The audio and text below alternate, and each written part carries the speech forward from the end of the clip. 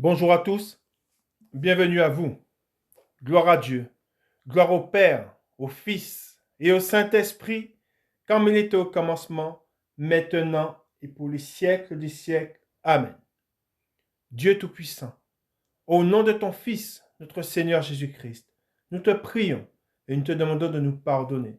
Pardonne-nous nos offenses comme nous aussi nous pardonnons à ceux qui nous ont offensés et délivre-nous du malin. Délivre-nous de tout mal, Père éternel, au nom de ton Fils, notre Seigneur Jésus-Christ. Seigneur Jésus-Christ, Maître, toi le Fils unique du Dieu vivant, du Créateur du ciel et de la terre, du Créateur de toutes choses, nous te prions et nous te demandons de nous pardonner. Pardonne-nous nos péchés, comme nous aussi nous pardonnons à ceux qui nous ont offensés, et délivre-nous du malin. Délivre-nous de tout mal, Seigneur Jésus-Christ. Esprit Saint, Esprit Consolateur, fortifie-nous, affermis-nous et restaure-nous, et conduis-nous sur la voie droite qui mène jusqu'à notre Seigneur Jésus-Christ et jusqu'au Dieu le Père. Amen. Esprit Saint, Esprit Consolateur, renouvelle nos forces. Amen. Nous allons maintenant faire la prière que notre Seigneur Jésus-Christ, notre Maître, nous a enseignée. Et nous disons, Notre Père qui es aux cieux, que ton nom soit sanctifié, que ton règne vienne, que ta volonté soit faite sur la terre comme au ciel. Donne-nous aujourd'hui notre pain quotidien. Pardonne-nous nos offenses comme nous aussi nous pardonnons à ceux qui nous ont offensés.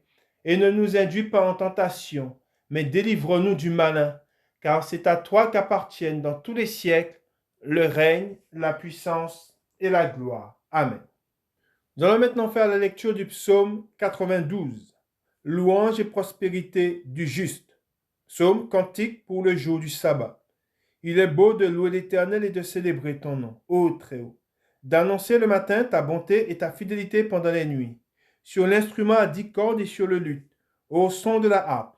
Tu me réjouis par tes œuvres, ô Éternel, et je chante avec allégresse l'ouvrage de tes mains. Que tes œuvres sont grandes, ô Éternel, que tes pensées sont profondes. L'homme stupide n'y connaît rien, et l'insensé n'y prend point garde. Si les méchants croissent comme l'herbe, si tous ceux qui font le mal fleurissent, c'est pour être détruits à jamais. Mais toi, tu es le Très-Haut à perpétuité, ô Éternel. Car voici tes ennemis, ô Éternel. Car voici tes ennemis périssent. Tous ceux qui font le mal sont dispersés, et tu me donnes la force du buffle. Je suis arrosé avec une huile fraîche. Mon œil se plaît à contempler mes ennemis, et mon oreille à entendre mes méchants adversaires. Les justes croissent comme le palmier, ils s'élèvent comme le cèdre du Liban, plantés dans la maison de l'Éternel. Ils prospèrent dans les parvis de notre Dieu. Ils portent encore des fruits dans la vieillesse. Ils sont pleins de sève et verdoyants, pour faire connaître que l'Éternel est juste. Il est mon rocher, et il n'y a point en lui d'iniquité. Amen. Alors, bienvenue à vous. Nous sommes, comme tous les dimanches, réunis autour de la parole de Dieu. Et nous avons besoin, il est très important de rester unis dans la foi et par un même esprit autour de la parole de Dieu. Car les temps que nous vivons sont des temps difficiles. Nous sommes dans les temps de la fin. Il n'y a aucun doute à ce sujet. Et nous savons que le Seigneur, c'est ce qu'il a demandé à ses disciples, veillez et priez afin de ne pas succomber à la tentation. La tentation est dans le monde. Et la tentation, elle est grande. Elle est grande, cette tentation qu'il y a dans le monde. Et nous savons que beaucoup s'en sont livrés, ont chuté dans la tentation. Ils ont écouté le monde et ils ont été séduits par les fruits du monde. Nous sommes assis dans la tentation. Ça veut dire quoi? Nous sommes assis dans la chair. La chair. La chair, comme nous le savons, a des désirs qui sont contraires à ceux de l'esprit. Et nous sommes dans une lutte, je dis bien, nous sommes dans une lutte qui est permanente. Je dis bien, c'est une lutte qui est permanente. C'est pour cela que notre Seigneur nous dit, le repos n'est pas ici-bas. Ça montre qu'il n'y a point de repos sur cette terre. Nous sommes sans cesse tentés, nous sommes sans cesse tout autour de nous, la tentation, elle est là, mais nous sommes vainqueurs que si nous nous remettons seulement à celui qui s'est livré, qui a vaincu à la croix. C'est Jésus, Christ, notre Sauveur. Celui, je dis bien celui qui ne s'est point livré et qui n'a point été, que le diable n'a pu tenter. Il n'a pas succombé à la tentation. Lui seul, il a été tenté, mais il n'a pas succombé à la tentation. La parole de Dieu dit que Dieu ne tente pas. Ce n'est pas Dieu qui tente. Nous allons voir dans la parole de Dieu ce qu'il est dit. Comment sommes-nous tentés? Cela vient, ça mûrit dans notre cœur. La tentation, elle vient du cœur. Et ensuite, elle produit, une fois qu'elle est consommée, elle produit le péché. Et le péché est égal à la mort.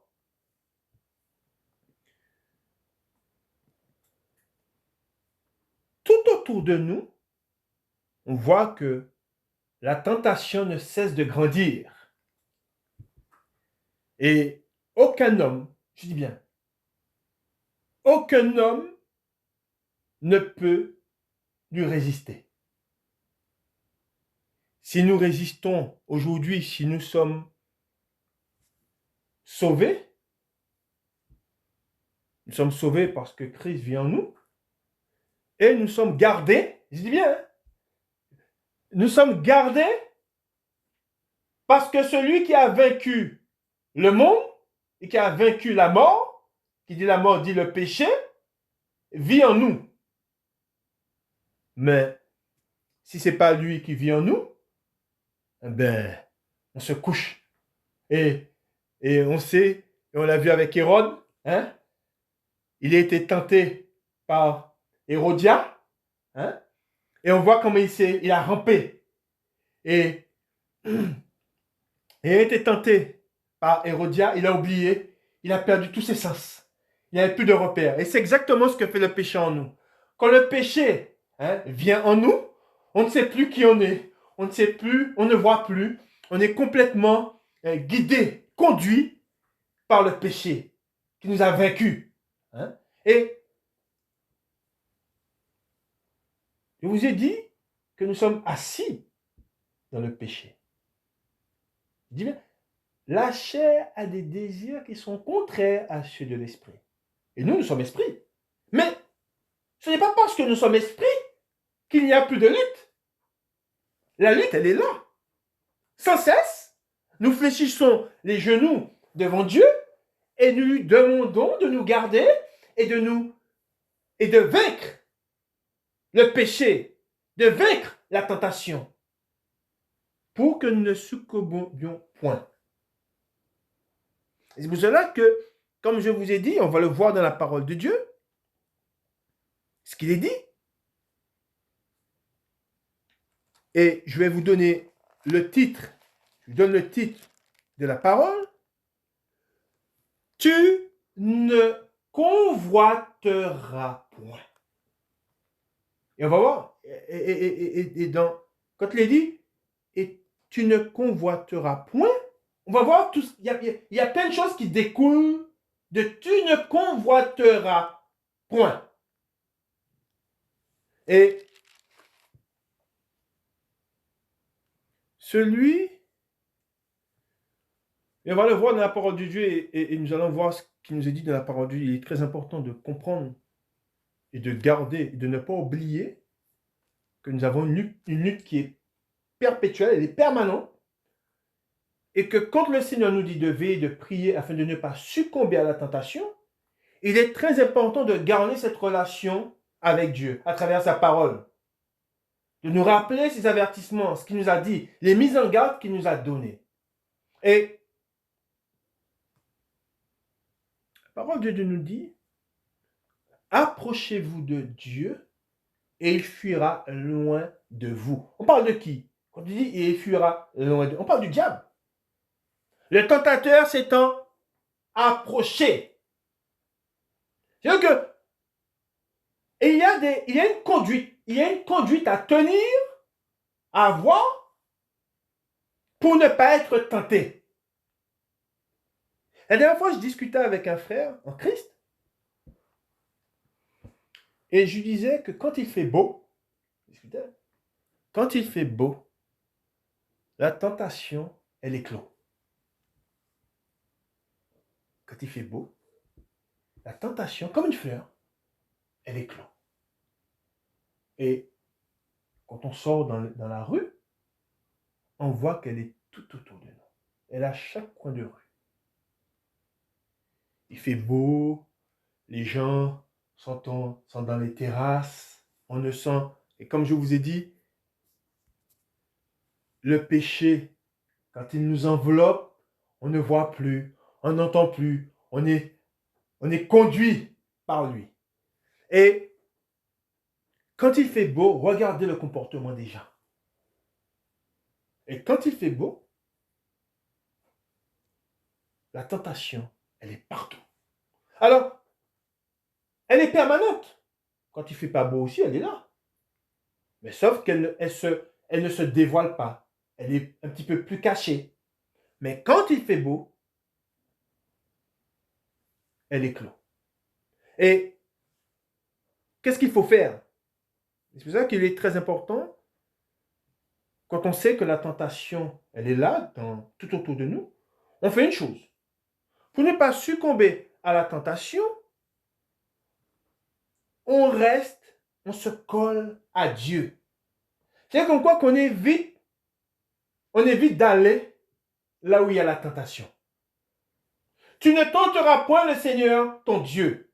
C'est-à-dire que ce n'est pas parce que nous sommes des enfants de Dieu, ce n'est pas parce que nous sommes esprits, que nous allons aller au milieu de la tentation. Je donne un exemple. Nous savons que les vacances s'approchent pour beaucoup. Beaucoup, dans cette période, vont en vacances. Mais moi, en tant que chrétien, en tant qu'homme de Dieu, et pour ne pas succomber à la tentation, pour ne pas regarder ce qui est mal, pour ne pas avoir de mauvais désirs, de mauvaises pensées, qu'est-ce que je fais? Quand tout le monde va à la plage, ce n'est pas un lieu où je vais. J'évite d'aller sur les plages. Parce qu'on voit comment les femmes sont habillées, on voit tous comment les gens sont. Ce n'est pas une place pour un chrétien. Voilà.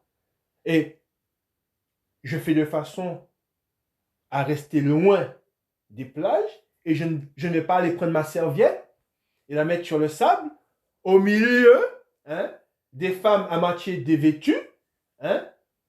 Pourquoi? Parce que c'est péché.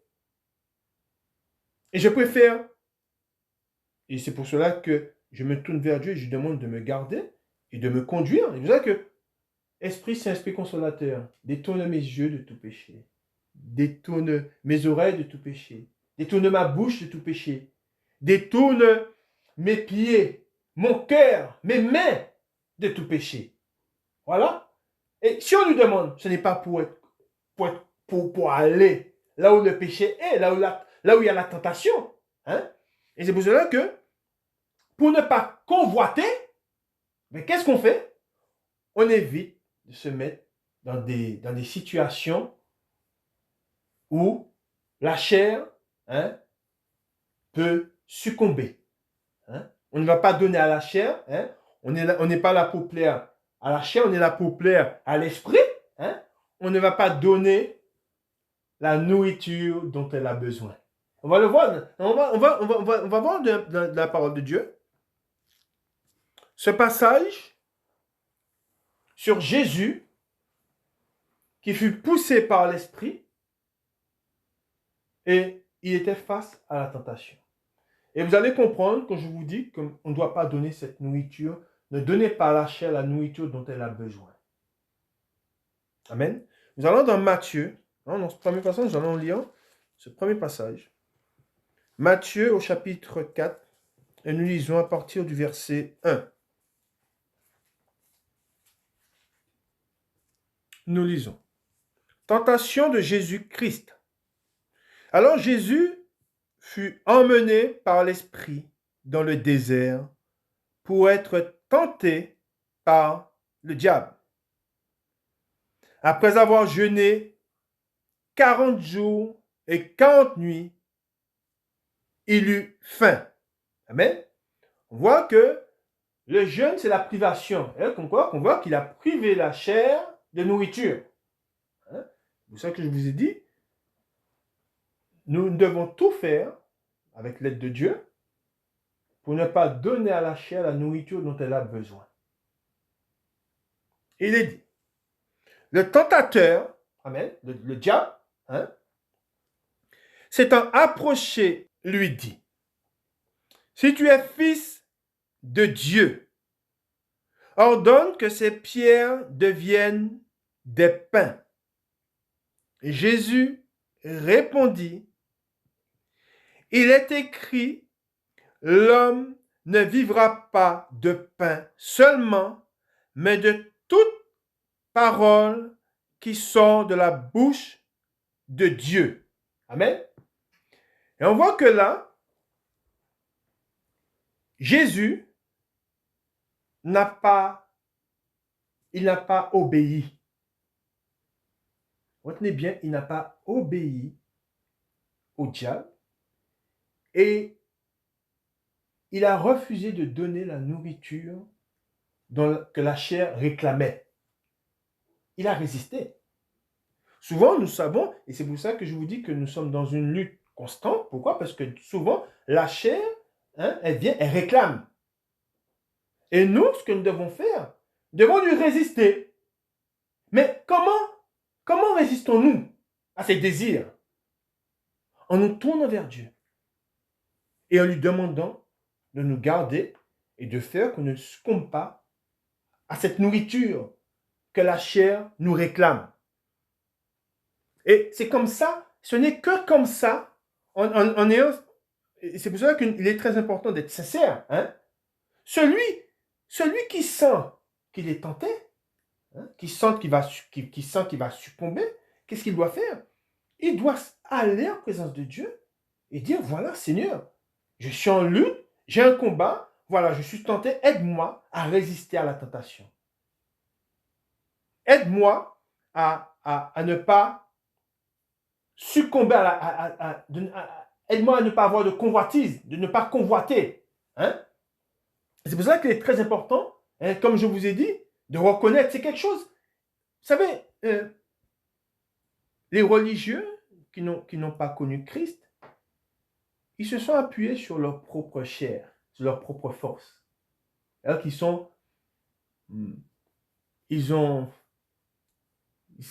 que le péché est là. Mais ils veulent l'ignorer. Et en l'ignorant, on voit ce qu'il naît, ce qu'il produit, ce qu'il fait.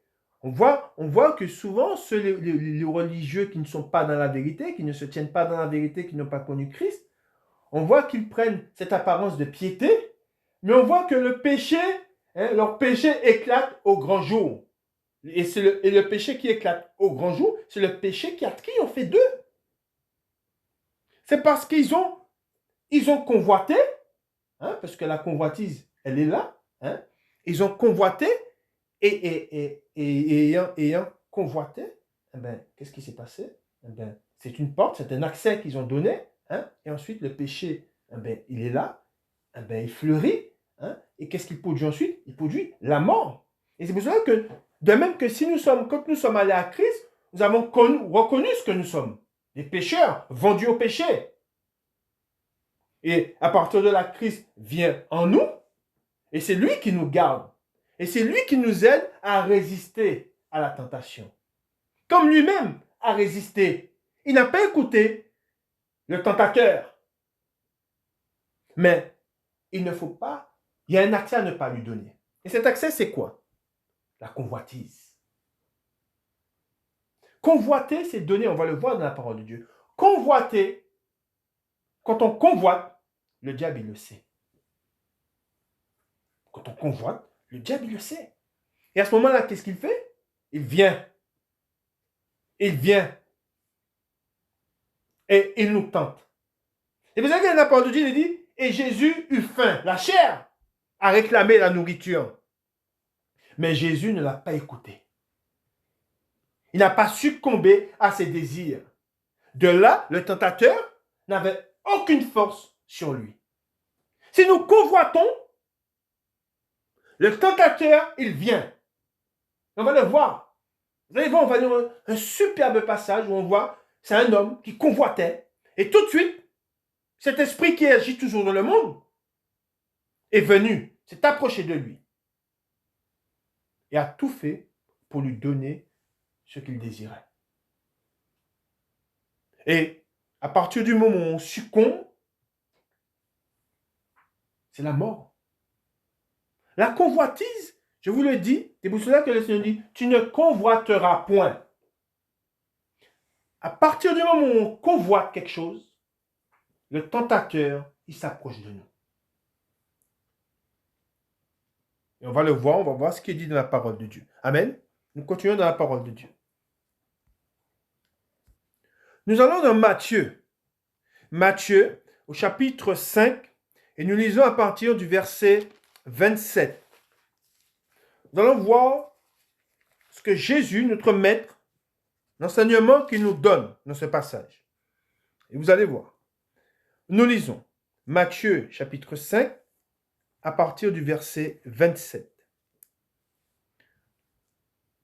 Vous avez appris qu'il a été dit. Le titre, c'est convoitise, on voit bien, convoitise, adultère, divorce. Vous avez appris qu'il a été dit, tu ne commettras point d'adultère. Mais moi, je vous dis que quiconque regarde, amen, et quiconque regarde, c'est pour ça que tout à l'heure, je vous ai dit que quand nous prions Dieu, quand nous tournons vers l'Esprit qui est là, hein, l'Esprit Saint, le Seigneur nous a laissé l'Esprit Saint, hein, et l'Esprit nous conduit, il nous garde aussi, hein, nous le prions, et nous devons dire, Esprit Saint, Esprit Consolateur, détourne mes yeux de tout péché. C'est pour cela que je vous relis le 28. Mais moi, je vous dis que quiconque regarde une femme pour la convoiter a déjà commis un adultère avec elle dans son cœur. Si ton œil droit est pour toi une occasion de chute, arrache-le et jette-le loin de toi. Car il est avantageux pour toi qu'un seul de tes membres périsse et que ton corps entier ne soit pas jeté dans la géhenne. Et si ta main, il est dit, je vous rappelle, Esprit Saint, Esprit Consolateur, détourne mes mains de tout péché. Et si ta main droite est pour toi une occasion de chute, coupe-la et jette-la loin de toi, car il est avantageux pour toi qu'un seul de tes membres périsse, que ton corps entier n'aille pas dans la géhenne. Amen. Voilà ce que Jésus nous dit sur la vue et la main. Et c'est pour cela que je vous dis que quand on convoite, cela nous conduit cela nous donne un accès au diable et cela nous conduit, c'est déjà un péché de convoiter. Mais le péché, qu'est-ce qu'il fait? Il produit la mort. C'est pour cela qu'il est très important, comme je vous dis, de ne pas obéir, je dis bien, de ne pas obéir à ces convoitises.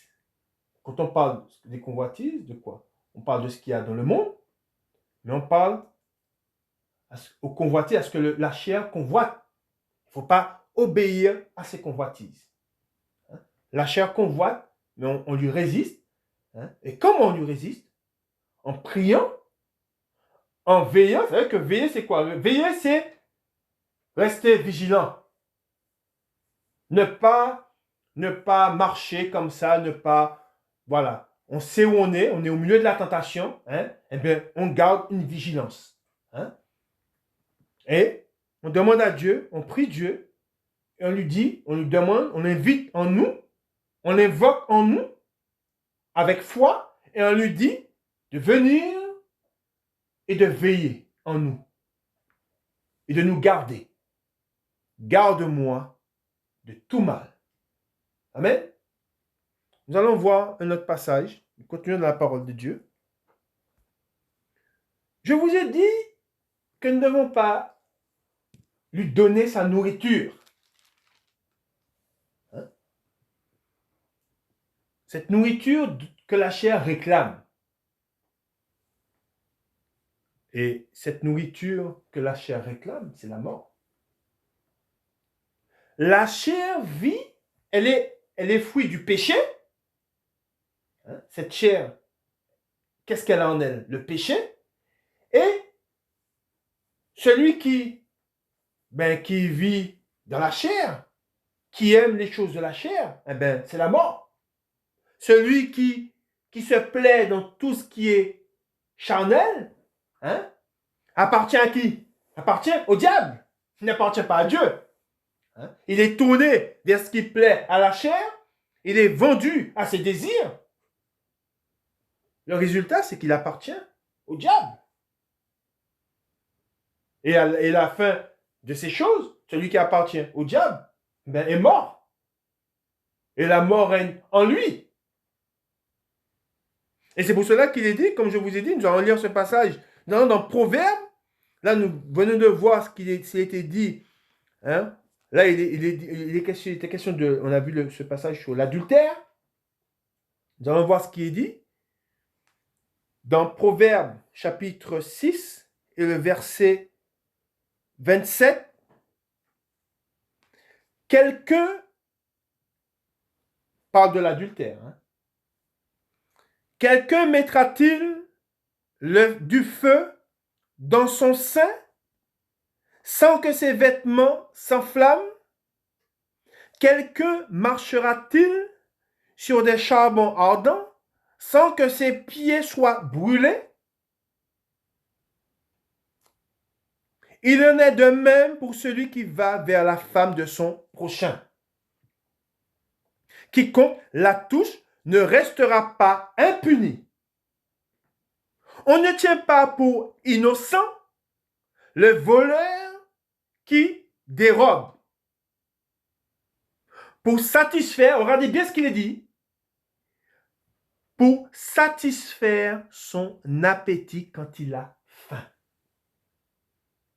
Vous avez vu ou pas? Ça veut dire que ça nous montre quoi? Que la chair, elle se nourrit.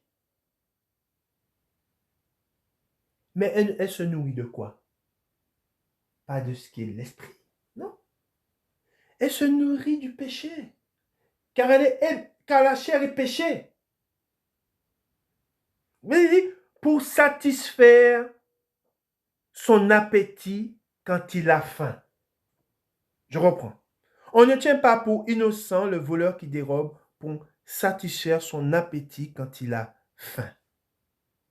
C'est-à-dire que celui qui commet l'adultère, qu'est-ce qu'il fait? Il a faim.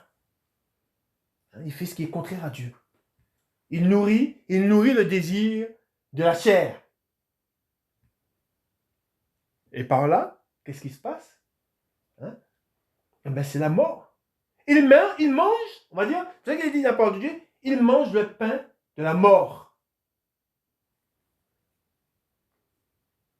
Ensuite, il dit, si on le trouve, et c'est là, et on va voir ce qu'il dit ensuite, si on le trouve, il fera une restitution au septuple. Et ensuite, il dit, il donnera tout ce qu'il a dans sa maison. Amen. Et ça veut dire quoi? Qu'est-ce que ça veut dire? Quand il dit, si on le trouve, il fera une restitution au septuple. Vous savez, tu récolteras ce que tu as semé. Il y a un retour. On va le voir. Celui qui succombe au désir de la chair, il y a un retour. Il ne restera pas impuni. Dieu, pour celui qui chute, pour celui qui succombe, pour celui qui tombe, il y a une condamnation. C'est automatique. On se rappelle de David, on va le voir. David, il y a une condamnation. Il y a eu une condamnation pour David. Et on va lire, on va le voir. Et pour un autre roi, il y a eu une condamnation.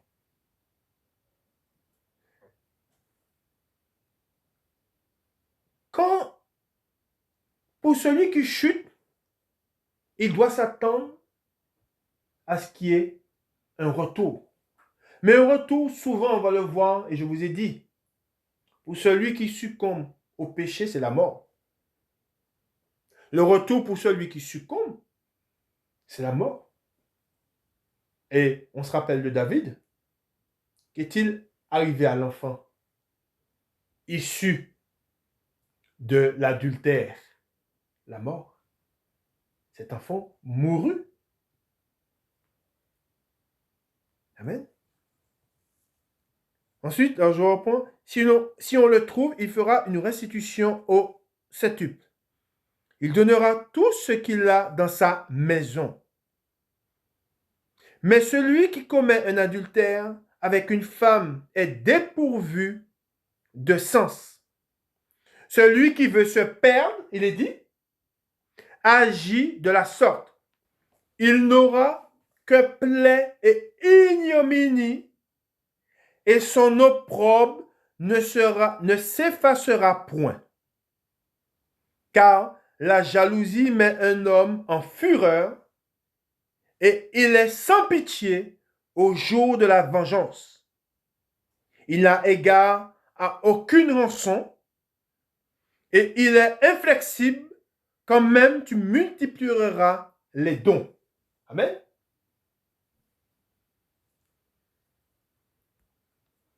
Et nous allons dans Romains.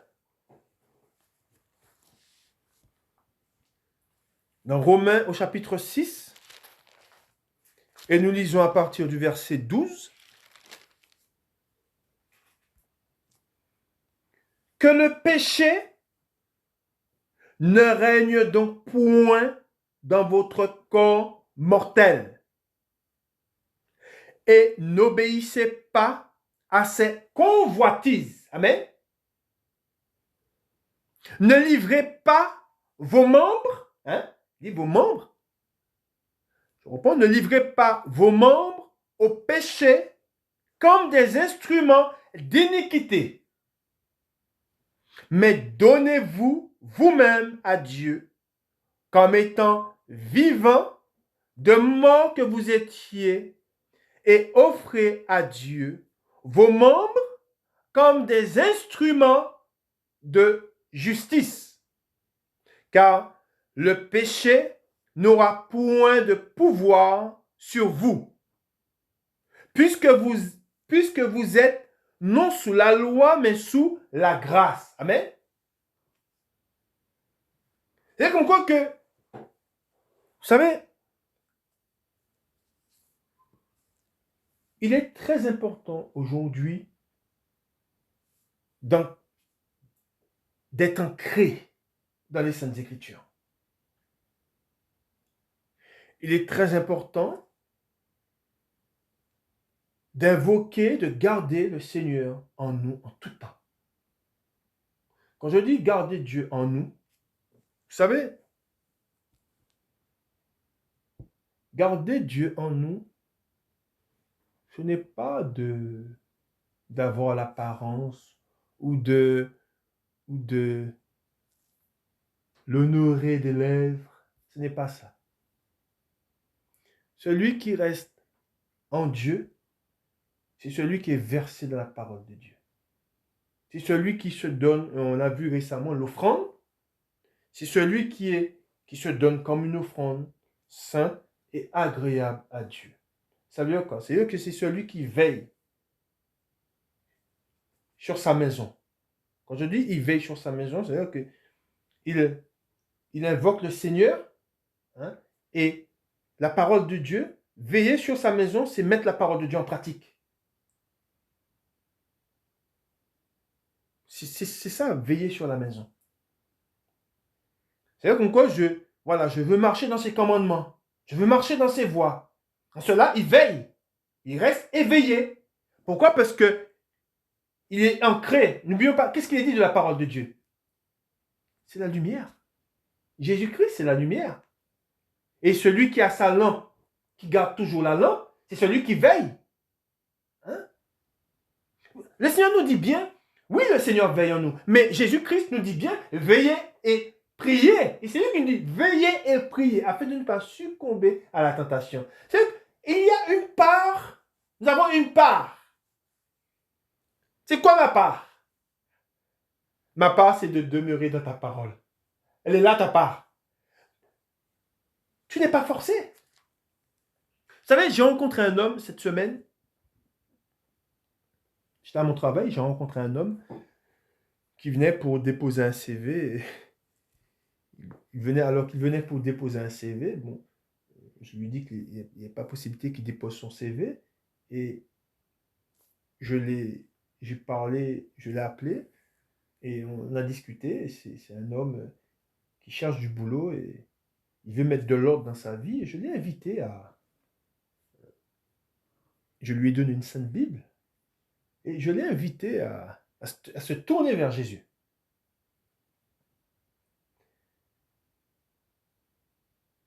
Et à aller à la croix, je l'ai appelé à se convertir et à marcher avec Dieu. Il est très important aujourd'hui de comprendre que le Seigneur, il appelle. Mais il est à la porte, il se tient à la porte de notre cœur. Mais il frappe. Mais si vous avez quelqu'un à votre porte qui frappe, vous pouvez lui ouvrir ou ne pas lui ouvrir. Et j'ai pris une Sainte Bible de mon sac et je lui ai donné. Et il m'a dit, mais si je n'ai pas envie de la prendre. Et moi, je lui dis, mais tu n'es pas forcé. Mais je te la donne gratuitement. Et ce sont des paroles de vie. Mais je ne t'oblige pas à l'accepter. Et c'est ça, là. Ce que nous devons comprendre, c'est que Dieu, et quand il est dit que c'est quoi ma part? Tu dois prendre conscience qu'il y a une part qui t'est due. Quand le Seigneur nous dit de veiller, veiller, c'est de demeurer dans sa parole, la mettre en pratique. C'est ça, veiller. Tu as cette part pour être gardé. Mais si tu dis non, je refuse de le faire, tu fais un choix. Et c'est quoi ce choix? Ce choix que tu fais? Tu choisis la mort. Celui qui me rejette, qu'est-ce qu'il dit la parole de Dieu? Celui qui me rejette choisit la mort. C'est notre part, elle est là notre part. Quelle est ma part? De veiller, de prier, afin de ne pas succomber à la tentation. Mais si tu dis, oh non, nous sommes sous la grâce, il n'est pas besoin de veiller, Jésus l'a déjà accompli, à la quoi? Non, tu as une part aussi. La part, c'est qu'il est là, il se tient à la porte. Oui, nous sommes sous la grâce, mais il se tient à la porte et il frappe. Mais alors que nous sommes sous la grâce et il frappe, combien de personnes lui ont ouvert la porte? Combien de personnes ont ouvert la porte au Seigneur? Si vous prenez 10 personnes, c'est ce que l'Esprit me dit, à peine 2 lui ouvriront. Pourquoi? Parce que beaucoup ont les regards tournés. Rappelez-vous d'Israël dans le désert. Et ils avaient les regards tournés vers l'Égypte. Et ils convoitaient les mets, les melons, la viande qu'ils mangeaient, tout ce qu'ils avaient. Et Dieu leur donnait la manne. Nous ne voulons plus de la manne. Aujourd'hui, beaucoup disent non. La parole de Dieu, c'est, voilà. On nous dit sans cesse les mêmes choses. Mais c'est parce qu'ils n'ont pas l'esprit. C'est parce qu'ils ont les regards tournés vers le péché. Parce qu'ils n'ont pas compris que ce sont des paroles ce sont des paroles qui doivent toujours demeurer en nous. Et c'est pour cela que des fois, quand nous faisons la première partie, la deuxième partie, la troisième, c'est Dieu qui me met à cœur, qui dit. C'est pour que la foi soit ancrée. C'est pour qu'elle soit enracinée. Qu'est-ce que Jésus dit quand il parle de la semence qui n'a pas de racine en elle-même? Il dit le soleil a paru et elle a brûlé. Beaucoup ont aujourd'hui une foi, mais une foi qui n'est pas, elle n'a pas de racine. Parce que la parole de Dieu, elle est survolée. Ils mangent des petites miettes. Une petite miette par-ci, une petite miette par-là. Mais ils ne sont pas assidus. C'est ce que le Seigneur me dit. Ils ne sont pas assidus à ma parole. Ils prennent pour un temps, selon leur humeur. Oh, nous, peu importe notre humeur, peu importe mon humeur, je dois me tenir dans la parole de Dieu. Je dois veiller, je dois la lire. Je dois faire mes minimum 3 prières par jour. Demeurer dans sa parole. Peu importe que je sois de mauvaise humeur ou de bonne humeur, quand je viens devant vous, comme tout le monde, on a des accidents de la vie. Mais pourtant, je suis là. Et je fais abstraction de ce qui peut survenir dans ma vie. Mes problèmes, mes difficultés. Mais je suis là. Et c'est ce que le Seigneur nous demande. Peu importe ce qui est en nous, nos combats, nous avons des combats à mener. Mais nous devons être là. Parce qu'on a une part. Ils étaient sur la muraille. Ceux qui, quand il fallait rebâtir la muraille et combler les brèches. Mais nous le faisons parce que nous savons que c'est là notre part. Et c'est pour cela que je dis que nous avons une part. Et notre part, c'est quoi? C'est de veiller et de prier afin de ne pas succomber à la tentation. Alors, oui, Jésus, il prie pour nous, Jésus. Il intercède pour nous. Mais il intercède quand il nous voit dans le combat. Il intercède quand il nous voit à l'œuvre. Mais pour celui qui est là, qui est couché, qui ne rejette pas le mal, qui ne résiste pas, il ne montre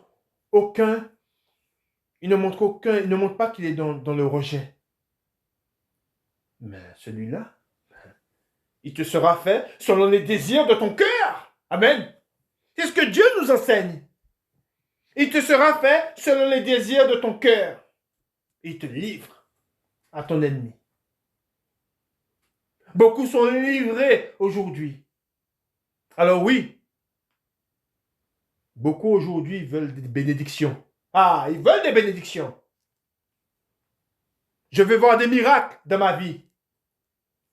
Tu es vendu au péché et tu veux voir des miracles. Tu dis du mal, on va voir. Tu dis du mal de ton prochain. Tu fais du mal à ton prochain. Tu as de mauvais désirs dans le cœur. Et tu veux des bénédictions? C'est impossible. Nous continuons dans la parole de Dieu. Et nous allons voir ce qui est dit. Nous allons dans Exode au chapitre 20 et à partir du verset 17. Exode chapitre 20 et à partir du verset 17.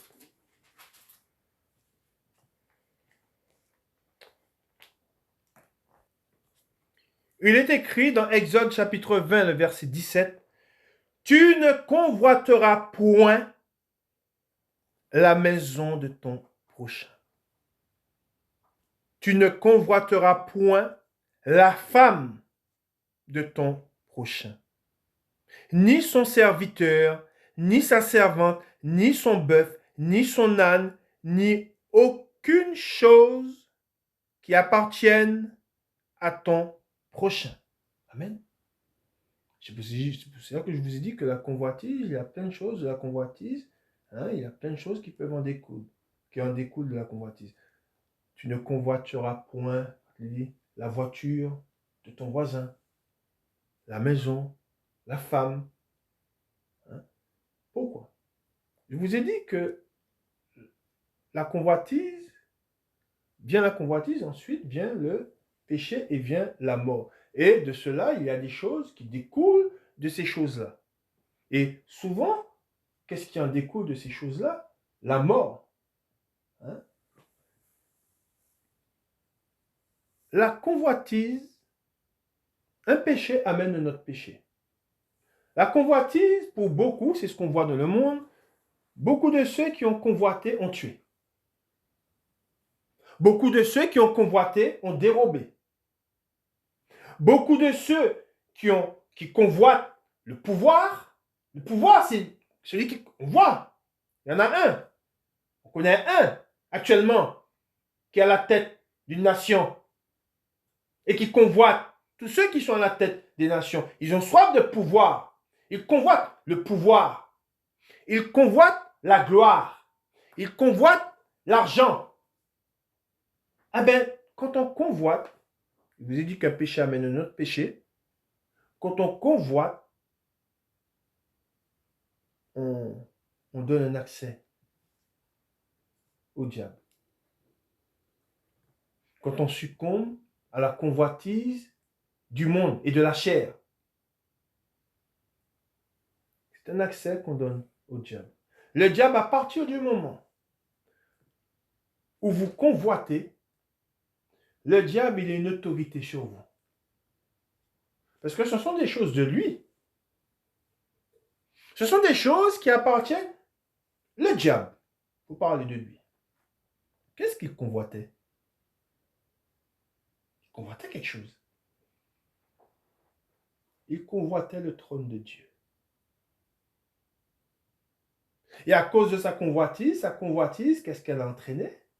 Elle a entraîné la rébellion. La rébellion, on voit ce que ça a donné aujourd'hui. Les anges déchus. La damnation. Séparés de Dieu. Et beaucoup aujourd'hui convoitent. Quand on convoite, on convoite, quand on parle de convoitise, on convoite quelque chose qui n'est pas à nous. Et ce qui n'est pas à nous, à partir du moment où on convoite quelque chose qui n'est pas à nous, ça s'appelle comment? Ça s'appelle un vol. Tu ne déroberas point. Et beaucoup, on va le voir dans la parole de Dieu, il y en a un qui, il convoitait, et sa convoitise a amené le tentateur la tentatrice. D'accord? Et le tentateur lui a donné selon les désirs de son cœur. Mais à travers quoi? À travers la mort. Est-ce que vous avez compris ou pas? Je reprends. Vous avez des désirs. On se rappelle de Jésus dans le désert. Jésus dans le désert, le corps eut faim. Qu'est-ce qui s'est passé quand le corps a eu faim? Le tentateur s'est approché de lui.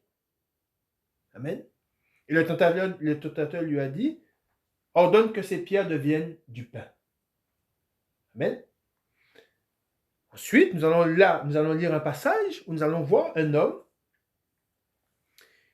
Il était tenté.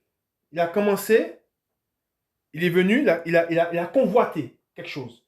Mais quelque chose qui n'était pas à lui. Et dès qu'il a convoité cette chose, le tentateur et son esprit est toujours dans le monde. Et vous allez voir de qui je parle. Son esprit agit toujours dans le monde. Puisque nous n'avons pas à combattre contre la chair, mais contre l'esprit. Contre les esprits méchants. Et cet esprit agit dans le monde. Et cet esprit s'approche de beaucoup de personnes. Et cet esprit tue. Cet esprit, c'est le diable. Nous allons lire un passage et vous allez comprendre. Amen. Gloire à Dieu. Gloire au Père, au Fils et au Saint-Esprit, comme il était au commencement, maintenant et pour les siècles des siècles. Amen. Alors, nous allons lire un passage, comme je vous ai dit, et vous allez voir, il y a plusieurs choses qui sont exposées dans ce passage, mais nous allons voir deux choses.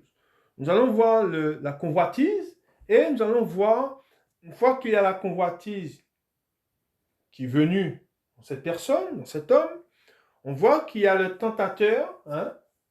C'est un esprit qui agit toujours dans le monde. Je vais vous donner son nom. Cet esprit s'est approché de celui qui avait de mauvais, qui convoitait. Et on voit que cela ensuite est venu, après quoi est venue la mort. Hein? Mais, voilà. Je ne vous dis pas plus. On verra, je vais vous expliquer au fur et à mesure. On y va. Alors, c'est dans 1 roi, au chapitre 21. 1 roi, au chapitre 21. Le titre, la vigne de Naboth, conduite criminelle. Hein, on voit bien, regardez bien ce qu'il dit. Conduite criminelle de Jézabel, premièrement. Ensuite, d'Akab. Alors, je vous ai dit qu'il y a un esprit qui agit dans le monde. Cet esprit, c'est l'esprit de Jézabel. Jézabel, dans la parole de Dieu, verra, c'est une femme, elle est morte. Mais son esprit agit dans ce monde dans lequel nous sommes. Son esprit est toujours là. L'esprit qui animait Jézabel, c'est un esprit qui est toujours là. Et c'est l'esprit du diable. Hein? C'est un esprit qui influence, on va le voir. Il influence qui? L'esprit de Jézabel influence nos gouvernants, les rois de la terre. On voit qu'ils ont beaucoup de conseillers. Mais souvent, celui qui les conseille, hein, nous n'avons pas à combattre contre la chair, mais contre des esprits méchants. C'est un esprit qui conseille ceux qui sont dans le monde. Mais nous avons un roi qui est au contrôle, un Dieu qui est au contrôle, et rien ne se fait sans son autorisation. Mais, comme on dit, c'est comme un chien. Celui qui tient un chien en laisse, le chien il prend de la distance, mais il est tenu en laisse. Hein? Nous allons lire ce passage et vous allez voir ce qui s'est passé et vous allez voir pourquoi le Seigneur nous dit, hein, tu ne convoiteras point, hein, qu'il n'y ait point de convoitise en vous. Amen. Nous lisons. Après ces choses, voici ce qui arriva. Naboth de Jizréel avait une vigne à Jizréel, à côté du palais d'Akab, roi de Samarie. Et Akab parla ainsi à Naboth. Cède-moi ta vigne pour que j'en fasse un jardin potager, car elle est tout près de ma maison. Je te donnerai à la place une vigne meilleure, ou si cela te convient, je te paierai la valeur en argent. Mais Naboth répondit à Akab, que l'Éternel me garde de te donner l'héritage de mes pères. Akab rentra dans sa maison, triste et irrité à cause de cette parole que lui avait dite Naboth de Jizréel. Je ne te donnerai pas l'héritage de mes pères. Et il se coucha sur son lit, détourna le visage et ne mangea rien.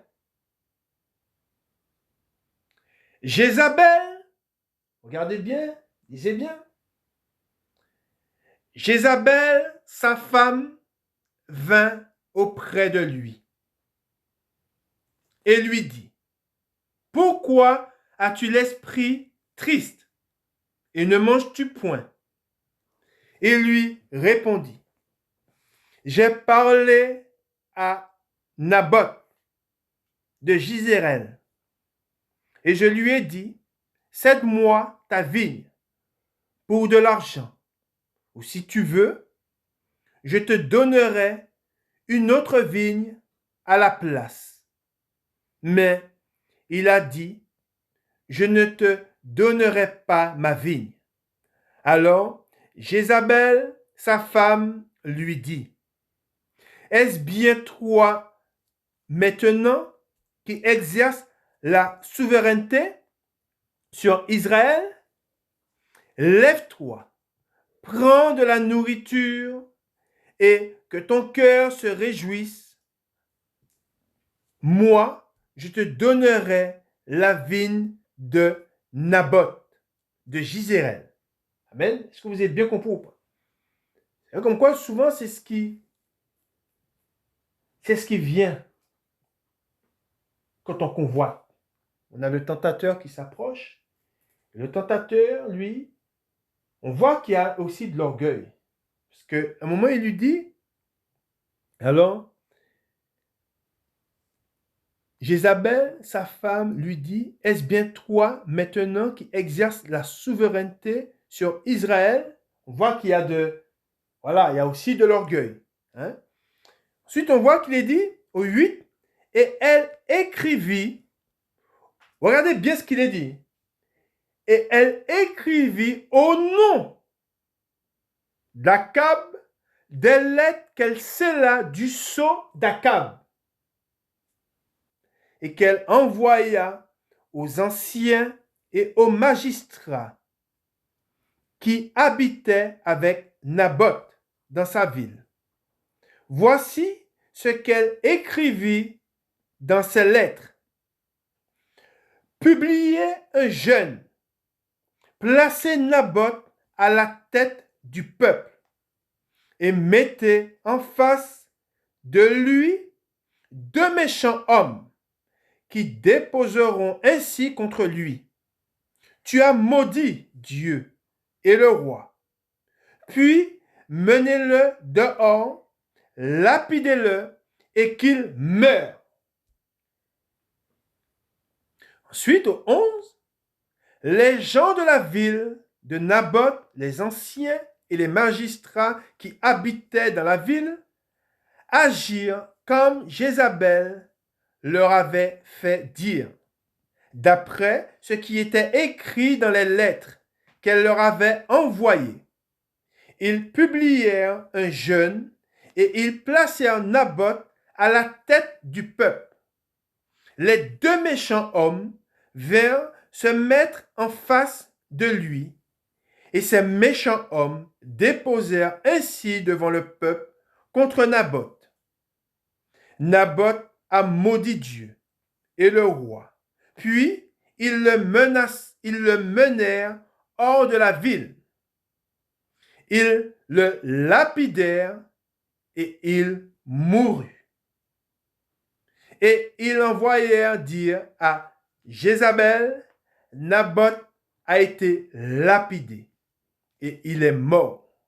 Lorsque Jézabel apprit que Naboth avait été lapidé et qu'il était mort, elle dit à Akab, lève-toi, prends possession de la vigne de Naboth de Jizréel qui a refusé de te la céder pour de l'argent, car Naboth n'est plus en vie, il est mort. Akab, en entendant que Naboth était mort, se leva pour descendre à la vigne de Naboth de Jizréel afin d'en prendre possession. Amen. Voilà ce qu'il est dit sur ce qui était d'un homme qui a convoité. Ensuite est venue celle qui a conseillé. On voit qu'elle a écrit, elle a pris le sceau du roi, elle s'est fait passer pour le roi, et souvent pour ceux dont le cœur où naisse la convoitise, ils sont conseillés. Et ils sont conseillés par qui? Par l'esprit du diable, par le diable. Par cet esprit qui agit encore dans le monde, cet esprit de Jézabel, et c'est un esprit qui est partout, sur toute la terre, et qui est même, c'est un esprit qui est dans les fausses églises. Et on voit, et cela n'est pas fini, il y a plein de choses à voir, nous allons voir encore plein de choses. Là, nous avons vu la première partie, et on voit que ce que Dieu nous demande, quand Dieu nous dit, tu ne convoiteras point, la convoitise donne un accès au diable. C'est une porte qu'on lui ouvre. On voit que Akab, il a ouvert une porte, et qui est venu auprès de lui et qui l'a conseillé? C'est cet esprit, c'est Jézabel qui est venu, qui l'a conseillé, et cela a conduit quoi? Je vous ai dit un péché.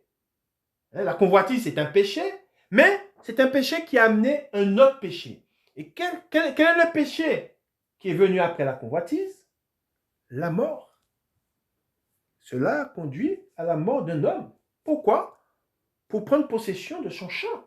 Or, aujourd'hui, beaucoup, on voit que c'est quelque chose qui est dans le monde, beaucoup convoitent des choses qui ne sont pas à eux, et qu'est-ce qu'ils font? Ils tuent. Alors, ça peut être des femmes, un qui convoite la femme d'un autre, ça s'est vu, il n'y a pas si longtemps que ça, un homme convoitait la femme d'un autre, et il a été jusqu'à tuer. C'est des choses qui arrivent tout le temps, c'est des faits divers qu'on entend tout le temps aux États-Unis et un peu partout dans le monde, où pour un homme qui convoite la femme d'un autre, mais qu'est-ce qu'ils viennent à faire? Ils viennent à fomenter un plan pour tuer le mari, gênant, pour qu'il puisse prendre sa femme. Et c'est pour cela que nous, que celui qui pensait debout, ne prenne garde de tomber, il est très important d'être conscient que nous sommes au milieu de la tentation, premièrement, que nous sommes assis au milieu de la chair, notre esprit, nous sommes là assis au milieu de la chair, et que cette chair, elle a des désirs qui sont contraires à Dieu, et que les désirs qu'elle a conduisent tout droit vers la mort. Amen. Nous avons vu la première partie, et comme je vous ai dit, il est très important d'être ancré dans la parole de Dieu, et nous ne devons pas la survoler, nous ne devons pas prendre des miettes, une petite miette par-ci, une petite miette par-là. Ce n'est pas comme ça. C'est comme pour l'homme quand il se nourrit. Quand on prend le petit déjeuner le matin, on s'assoit.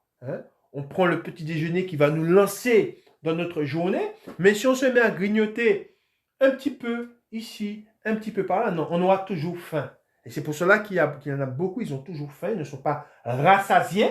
Et on se rappelle que Jésus, quand il a nourri le peuple dans le désert, il est dit qu'il restait des paniers de pain. Pourquoi? Parce qu'ils étaient rassasiés.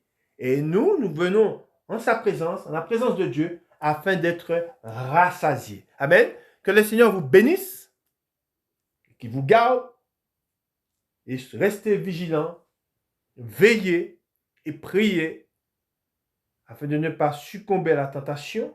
Et rappelez-vous, en cette période, nous sommes où la séduction ou la convoitise, elle fleurit.